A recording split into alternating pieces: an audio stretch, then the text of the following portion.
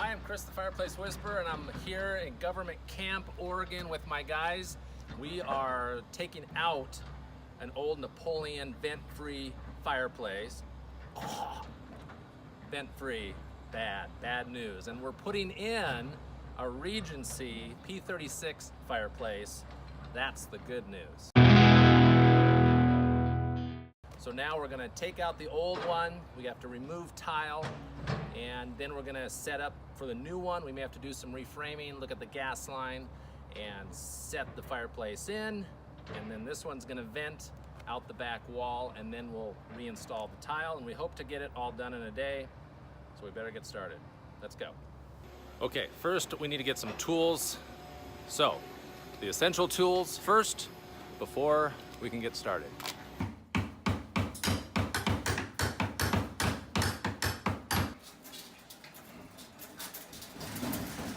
All right, so we're pulling out the Napoleon vent-free unit, and the reason why we don't like these is because they produce a lot of moisture, and the manufacturer actually recommends that you open a window when this is in operation.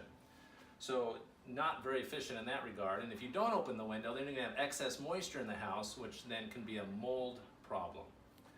The other issue that homeowners have had is that it can produce odors over time. Just because it's all open in here, all the dust in the house settles. So you always tend to get these odors coming off of these units. Versus the new unit that we're putting in is a direct vent system. The venting goes outside and the glass is sealed. There's a gasket around it, completely sealed. We're gonna yank this out and look at our framing and edit that a little bit. And then we're gonna find out where we're gonna punch through with our venting and get rolling with that. Okay, so inside this, what we call a doghouse, it's actually pretty roomy in here. After we got rid of all the cobwebs, like I'm standing up inside the doghouse, and we have our hole cut for our venting, and we're using Regency's Flex venting kit, which is gonna make this job a lot easier because this hole here is not centered on the center of the fireplace. So we'll come down out of this and drop it into the fireplace, which is gonna sit right where I'm standing. So time for me to get out of the way and we run some venting. Before we take the fireplace into the house, we're gonna convert it to propane because we're not natural gas up here, we're propane. One screw.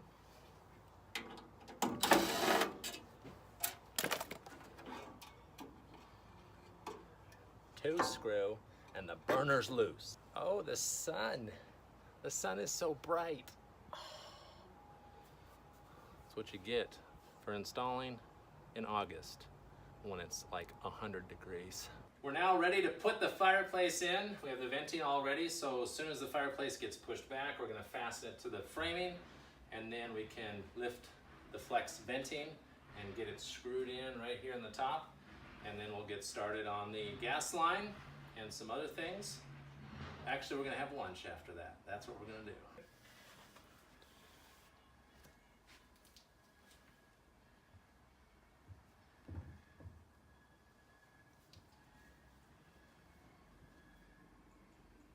We're all done. New tile, new fireplace, new look, new efficiency, all new everything. All in one day. We're all loaded up and we're gonna get out of here and head out to the next one. Thanks for watching.